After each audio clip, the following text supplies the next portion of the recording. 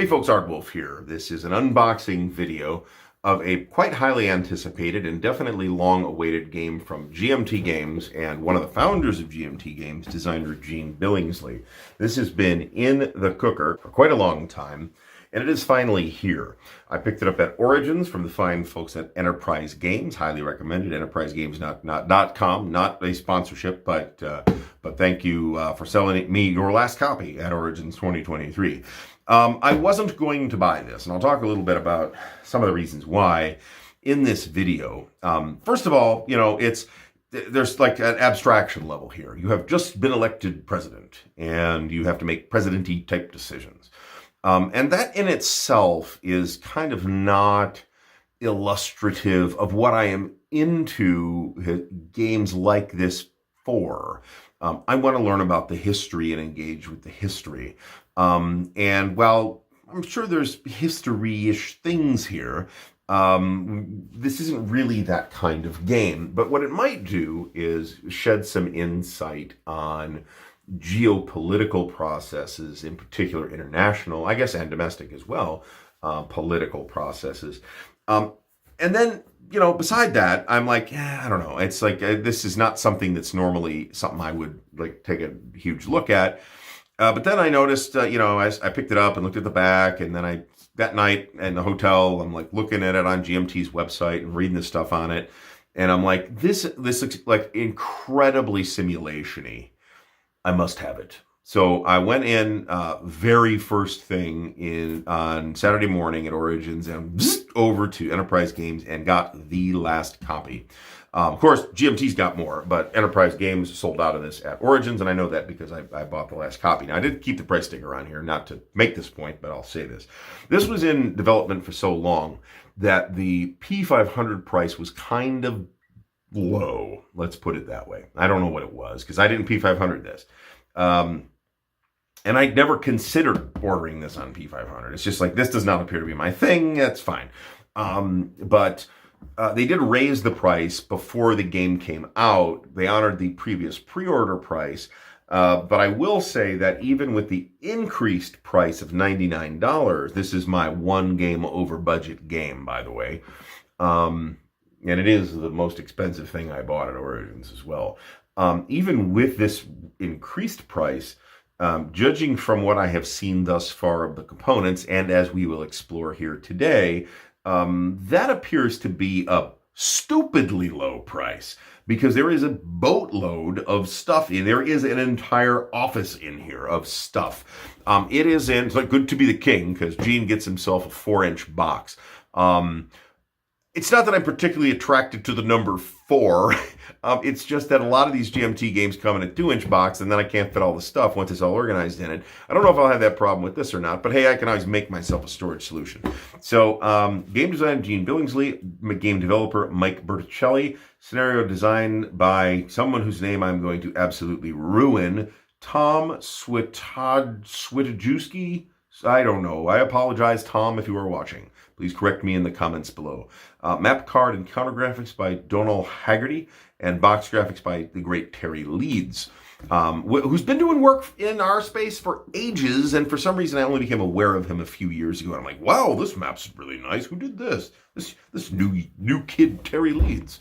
So anyway, huge 4-inch box. Complexity is 5 out of the GMT 1 to 9 scale. Solitaire suitability is 9. This is a solitaire game. It also appears to be very procedural, which is never enough to like sell me on a game by itself, but it is a mechanical approach that I do find friendly. So that's a factor as well. And there should have been a coffee stain on the map. I'll see if there's a coffee stain on the map. That would be great. Also, these huge cards packed with dense text. Yeah, I'm all about that. All right, so let's open her up and take a look and see what we get in this giant crate. Let's see how difficult it is to break the box vacuum, too. I'm sure it's full clear to the top, by the way. And yes, the maps are mounted, as we will see. All right, it is actually opening sort of cleanly with a small box fart. Now, I heard about this, too. somebody on Twitter mentioned it actually. And I got to say, this is pretty cool. So it's, for those not in the United States or who somehow don't know, it's traditional for a departing American president to leave a letter to their successor in the White House desk. And that's here. So this kind of says, kind of a nice parchmenty type paper too. I don't know if it's parchmenty, but this is a printed pattern. The back is white, but this is pretty cool. Congratulations on your election and your inauguration. I hope you will find this job fulfilling and rewarding as I did during my term, blah, blah, blah, blah, blah. After reading how to play. Okay, so first read the White House document titled How to Play. After that, set up the sandbox scenario, assemble the cabinet, and grab the turn sequence flip book, which we'll see in a minute. This is real new for GMT. Then there's the presidential briefing. We're going to go through all this stuff. Let's not bother with that. All right. So the first thing that you get in the box under the cool letter that go buy the game and read it if you want to read it, is the turn sequence flip book. So the flip book idea for solitaire games is something that's been floating around for a while. And for a lot of solitaire games, you can go find a flip book on BGG and download it and print it out and all that stuff. And you can actually download this from GMT's website as well. This is the turn sequence flip book. And it's, you kind of, as a procedural game, you kind of flip through the book as you play a turn, okay? And this tells you all the different things to do, and it gives you the page references and all that, and it's it's full color. There's a lot of text here. It's not heavily illustrated, but there are some illustrations. The interesting thing here, and this is like, I don't know, 32 pages, 28 pages, something like that. The interesting thing is that very few games actually include these in the game, even though they're enormously helpful in accustoming yourself to a game. And certainly not that I'm aware of that GMT has done, and I've never seen GMT put a spiral-bound product in one of their games. In addition, the individual pages themselves are on a stock that is probably thicker than the current modern GMT player aid stock. So this, and it's designed to lay flat or be backfolded or whatever. This is the kind of thing I would expect. I do not mean this in an unkind way toward the very fine folks at GMT, but this is a presentational element, without having looked at how well it works in play, an element that I would normally associate with a more hip and less square publisher than GMT, which has been very stable, let's say, in establishing kind of a look and a feel for the products over the years, which is by itself nice. But now a lot of that feels pretty old-fashioned. Now, there are approximately 7.9 million books in here. So we're going to start with this one that is on top. The American Presidency, Mr. President, How to Play. This is an 8-page book, it feels like. Yep, 8-page book. And this is what you do to get started. We'll get a look at the boards here in a minute. And in fact, I will bust out boards next and then go through all the other stuff, because there's a lot of other stuff. This is where you can lose. Okay, this is great. This is great. This is kind of the basic. Here's what you know to get started. Now do these things. Select the core sandbox scenario. Use the turn sequence flipbook and turn sequence to go through each activation segment one at a time while reading the appropriate rule or rules for that segment in the governing manual. Frankly, although I almost never have the benefit of a fancy flipbook, this is how I learn games the best. I skim the rules, which is pretty much what this is doing for me. And then I start pushing pieces around and look stuff up as I go. And eventually I will land at a happy equilibrium where I am comfortable with the game without constantly looking stuff up. So I'm going to dump the box and bust out the boards, because there's boards. We also have 2 dice. There's a 10-sided die, which I don't like, and a 6-sided die, which I do like. There are 3 decks of cards that look like they're 60 or 70 cards apiece. And then we have 2 mounted boards, which are not the same size. One of which looks like half size, and the other of which is full size. So let's bust out the full size rules. And I think what some people are probably going to look at this, and I've seen this before, is look at this and say, this looks a little like a spreadsheet to me. And I don't know that they're wrong. And if you look, in fact, at the second board, and these do kind of go side by side here, I think the second board is even spreadsheetier. I, on the other hand, love spreadsheets and bookkeeping. Not everybody does, and those folks might find that this leaves them super duper cold.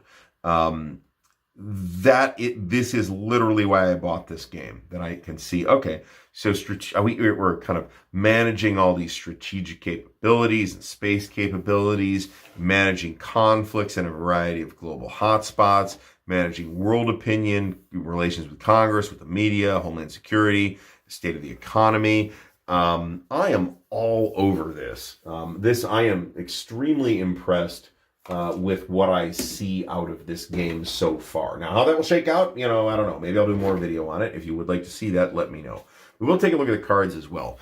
In addition to the 1.5 mounted maps, and I will mention, once, as is typical for GMT, this is pooching significantly out of the box. I have had mixed results getting these to lay flat after some extended period of time, but it will probably happen. Until then, I will probably drop a sheet of plexi on it, which means why do I need a mounted map? Not that I'm complaining. This is the kind of game that should have a mounted map. I just kind of wish it would lay flatter. All right, so here we have different wars can be going on. Don't know if they necessarily are wars the U.S. is involved in. Here is and these are on just like a standard GMT player aid type of stock, but they're still nice. Standard holding areas for tension markers, terror groups, civil wars, rogue states, multilateral sanctions, UN goodwill, unilateral sanctions, U.S. military footprint, and UN troops, peacekeepers, and sanctions. Okay. Okay, I'm not sure what this means, but then you're tracking these. So in addition to the 2 mounted maps, you've got at least these 2 displays as well. Next up, we will look at... there's like I said, there's millions of books in here. We have the governing manual. Now this appears to be kind of the master rule book to this game. It feels like it's 48 pages, and it is. We have an index on the back, which at least looks nice. We have a very nice table of contents. And when you want to know the full deal on what a given rule is and how it works, this is the book you're supposed to look in, I think. But in addition to this, there are a number of additional reference books. So this is on a matte finish, which is, if you'll recall, I do prefer my rule books to be matte finish. And I think you can download this book, the flip book, and the how to play book from the website. But none of the other 10 million books that we're going to get to are on there at this moment anyway. I believe a Vassal module is already available. And that might end up being a good way to play this, because this thing's going to have this is a big footprint. It's a lot of footprint here. You may have an opportunity to nominate and confirm a new justice to the Supreme Court. That's pretty neat. Very interested in exploring this thing, I got to tell you. And the general time frame is 2001 to 2020. But I don't know how well strictly tied into the historical events of 2001 to 2020 this is. We have domestic charts. So this is a charts and tables compendium, I believe. This kind of looks like the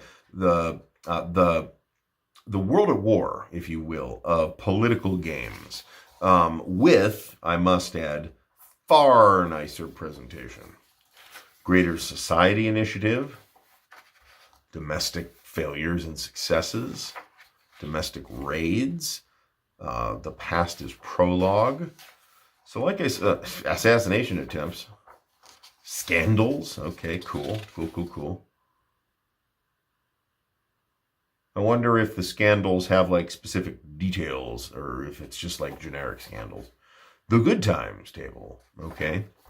So this is the domestic charts, and this is a 20-page, again, book in the same format, same paper quality as the rest of it.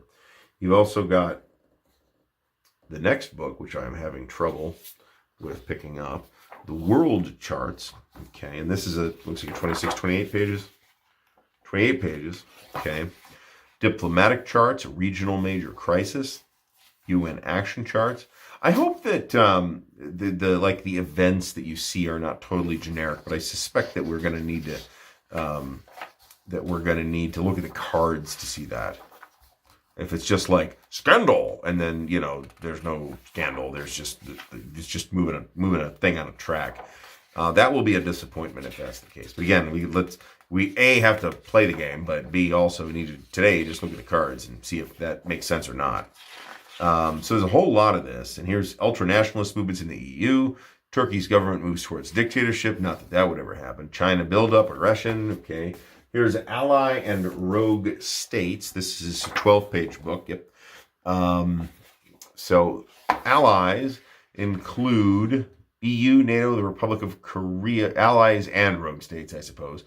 NATO, ROK, which is Republic of Korea and Iran. Okay. Unilateral actions. Okay.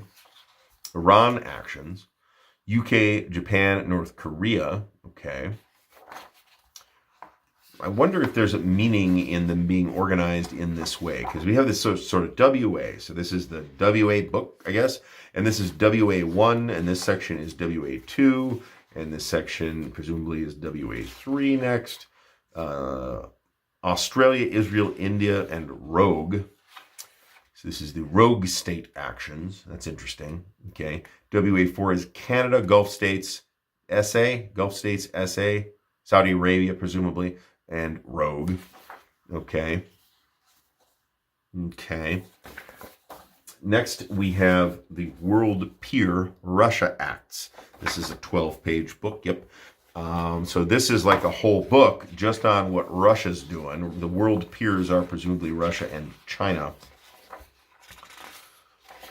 It's funny that we are calling Russia a world peer today after the clown show that occurred yesterday and over the last couple of days.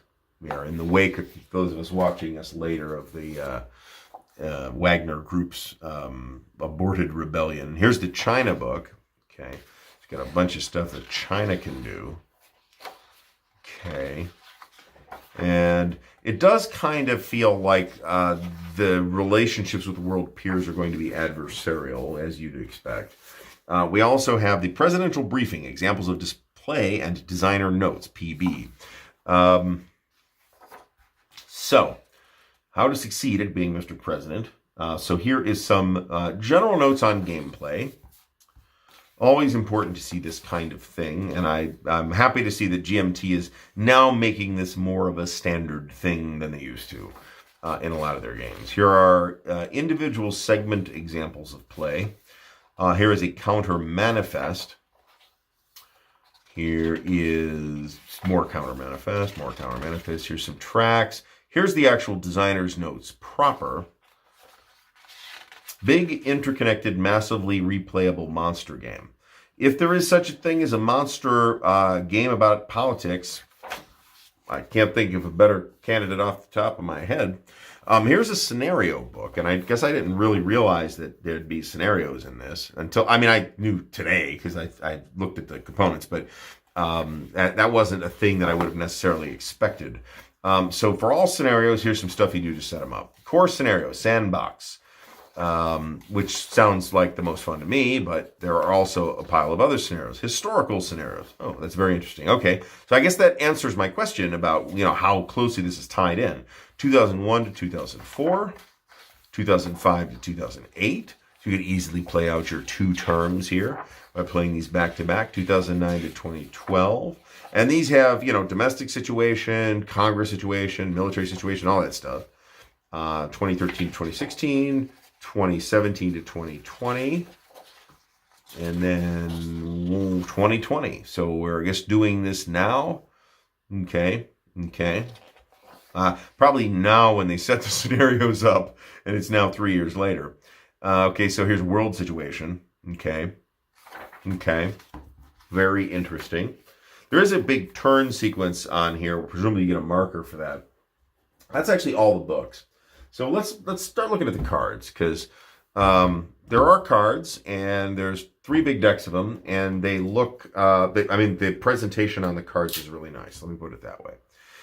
So let's open up the first one and see what we have to look at here. I don't know if there's multiple decks here. That's not obvious from the card backs, but there very well might be, and you might have some kind of card mechanism by which you go through, like you sort of set the deck up, like you might in a coin game. All right, your White House Chief of Staff is amazing. You have an amazing Secretary of the Treasury, superstar NSC, talented and beloved. I thought that said tattooed and beloved First Lady for a second. It's been a long week. Okay, flooding in Northeast. So you do get like real flavor in here. Bioterror attack targets DC subway. So these are kind of the events. A terrorism event. There's cascading events. Looks like these are more or less in order. These are natural disasters. Here's exceptional White House resources. Now, how you play these cards is a great question that I don't have an answer to at the moment. But as I mentioned, I am looking forward to actually exploring this game. Second deck of cards. And once again, I want to say the number they gave on the number of cards in here is, it says 500 plus counters and markers on 180 cards. That feels about right to me. Okay, so here we have more cascading events. We have events that are just events. Anybody else in here? No. White House scandal. It doesn't appear that you get details on the scandals, but that's fine. I don't care about that as long as we get, like street battles rage in Caracas as political opposition arms and engages. I mean, that sounds good to me. I am content in a sandbox type game to kind of let my imagination fill in some of the blanks for me. I don't feel like doing all the work necessarily, but I am content to do a lot of it. And to me, that's part of the charm of sandbox play is that the game is giving you sort of the skeleton, and then you are drawing that narrative on your own. The rest of these are all events. So, and there's a lot of them, and there's a lot. Let's kind of peek through at the anatomy of the card here, and there's some symbols here that do stuff. So this is the UK, and Canada. You may choose to spend 2 APs each on Canada and Mexico, aimed at improving and rebalancing NAFTA. Consequences of your decision: Canada, if you spend the 2 APs, either improve relations by Canada ally by 1 level, or place an economy improving counter on the US SOE track. If you choose not to spend the 2 APs, decrease your relations with Canada by 1 level. In Mexico, if you spend 2 APs, you place a trending pro-US counter on Central America. If you don't, +1 regional crisis in Central America. Many tracks. There are many, and just finding all the tracks is going to be, there's going to be a curve there. I guarantee it. So it does look like these are, in fact, all just kind of one giant deck, which you may scenario dependently sort of fix up to play a particular scenario, but that's something that we'll have to look at later.